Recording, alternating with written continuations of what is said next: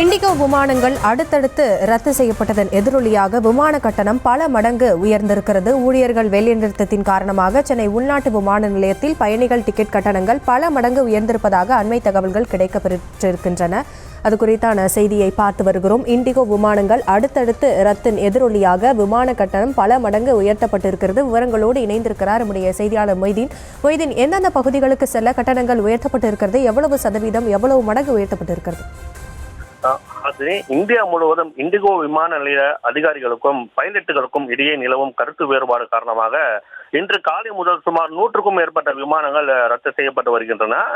இதையடுத்து வழக்கம்போல் சென்னை விமான நிலையத்தில் விமான பயண கட்டணங்கள் 5லிருந்து 6 மடங்கு அளவுக்கு தற்போது உயர்ந்துள்ளது. அதாவது சென்னை பெங்களூருக்கான சாதாரண கட்டணம் 3129 17,000 தற்பொழுது இன்றைய கட்டணம் உயர்ந்து 17,000 20,000 வரையும், அதே போல சென்னையிலிருந்து திருச்சிக்கு 3129 இருந்த கட்டணம் தற்பொழுது 15,000 வரையிலும், அதே போல சென்னை திருவனந்தபுரம் கட்டணம் 6,800 தற்போது 16,000 34,000 வரையிலும் உயர்ந்துள்ளது.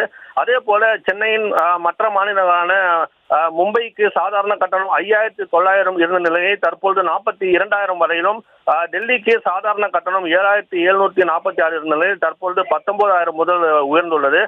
தற்பொழுது வரை விமான நிலைய விமானங்கள் இயக்கப்படாத காரணத்தால் தற்போது இந்த விமான கட்டணம் உயர்ந்துள்ளது.